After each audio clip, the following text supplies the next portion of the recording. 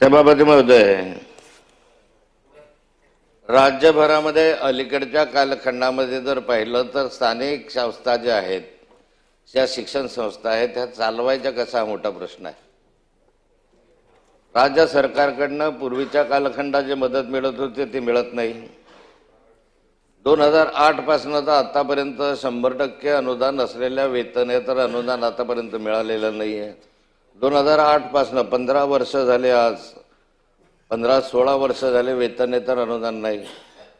1777 कोटी रुपयाचा RTIचा पैसा दिलेला नाही।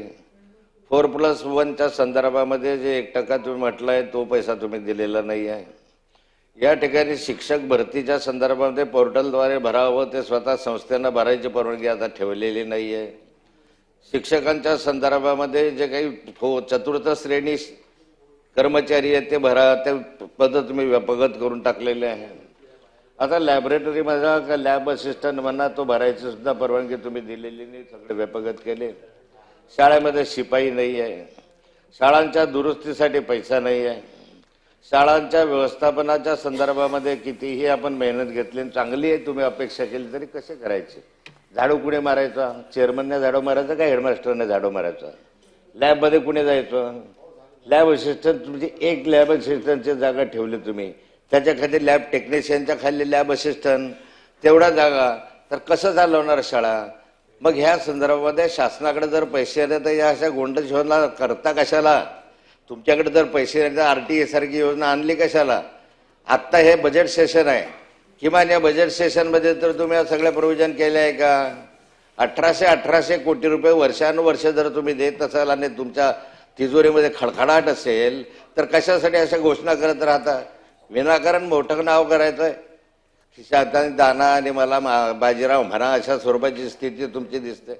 माझा प्रश्न असा आहे की पूर्वीच्या कालखंडामध्ये तुम्ही जे वेतनेतर अनुदान देत होता त्याच धर्तीवर आता वेतनेतर अनुदान देणार का? शिक्षण संस्थांना शिक्षक भरतीच्या संदर्भात पवित्र पोर्टल केलं वगैरे, पण भरतीची परवानगी नाही, शिपाईची परवानगी नाही, अनुदान कुठलंही अनुदान नाही। आणि मग देखभाल दुरुस्ती कशी करायची, रंगरंगोटी कशी करायची, स्वच्छता कशी करायची, साध्यामध्ये झाडू संस्था चालकांनी झाडू मारत बसायचं का?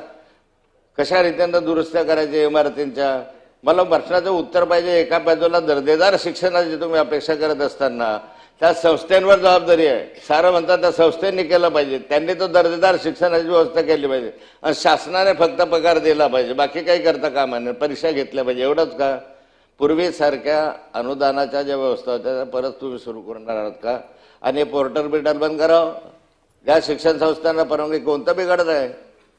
1 रुपया तुम्ही देणार नाही। शिक्षकांचे सगळे अधिकार तुम्ही संस्था चालकांचे काढून घेतले, सगळे अधिकार काढून घेतले। मगाशी तर एक वेळ मी मागणी केली होती सरकारला की सगळ्या संस्था ताब्यात घेऊन टाका रे तुम्ही, आणि त्या बिल्डिंगाचे वगैरे पैसे देऊन टाका आम्हाला, सगळ्या इमारतींचे पैसे द्या, सगळ्या जमिनीचे पैसे आम्हाला देऊन टाका आणि सगळ्या शिक्षण संस्था तुम्ही चालवून टाका। कशासाठी करत राहत आहे? आणि मग या संदर्भातल्या या व्यवस्था तुम्ही करणार आहात का, हा माझा प्रश्न आहे। निदान आता आहे बजेट सेशन आहे, बजेट अधिवेशन आहे, त्या बजेटमध्ये तर या पैशांचे प्रोव्हिजन करून या साऱ्या शिक्षण संस्थांना हा पैसा जर उर्वरित आहे 15-15, 20-20 वर्षापासून राहिलेला तो तरी तुम्ही देणार आहात का? मंत्री महोदय। सभापती महोदय, मी पहिले सांगितलं की जे काही आत्ताचे अस्तित्वातले नियम आहेत त्याप्रमाणे जे काही अनुदान देणं बाकी असतील ते लवकरात लवकर संबंधित संस्थांना कसे मिळतील त्या दृष्टिकोनातनं शासन त्या ठिकाणी निश्चितपणे प्रयत्न करेल। सभापती महोदय, पवित्र पोर्टलच्या संदर्भामध्ये जनहित याचिका 8/2015 यामध्ये माननीय उच्च न्यायालय नागपूर खंडपीठाने 24/6/2015च्या आदेशान्वये शासन अनुदान देय असणाऱ्या संस्थातील शिक्षक भरतीतील गैरव्यवहार टाळण्यासाठी व शिक्षकांची निवड गुणवत्तेच्या आधारे करून निवड प्रक्रिया पारदर्शी होण्यासाठी राज्य शासनाने उपाययोजना करावी असे निर्देश दिले होते आणि त्या अनुषंगाने त्या ठिकाणी पोर्टलच्या द्वारे भरती प्रगतीपथावर आहे।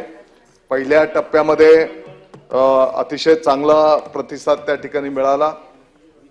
मला वाटतं की 18-19 हजार उमेदवार त्या ठिकाणी देण्यात आलेले आहेत आणि खडसे साहेब आता दुसराही पोर्टलचा टप्पा त्या ठिकाणी प्रगतीपथावर आहे. आपल्या माहितीतल्या जेवढ्या संस्थांमध्ये स्टाफ कमी असेल तर त्यांना त्याचं नोंदणी करायला सांगा. तेवढा स्टाफ त्या ठिकाणी गुणवत्तापूर्ण क्वालिटी शिक्षण असलेला स्टाफ त्या ठिकाणी उपलब्ध करून दिला जाईल.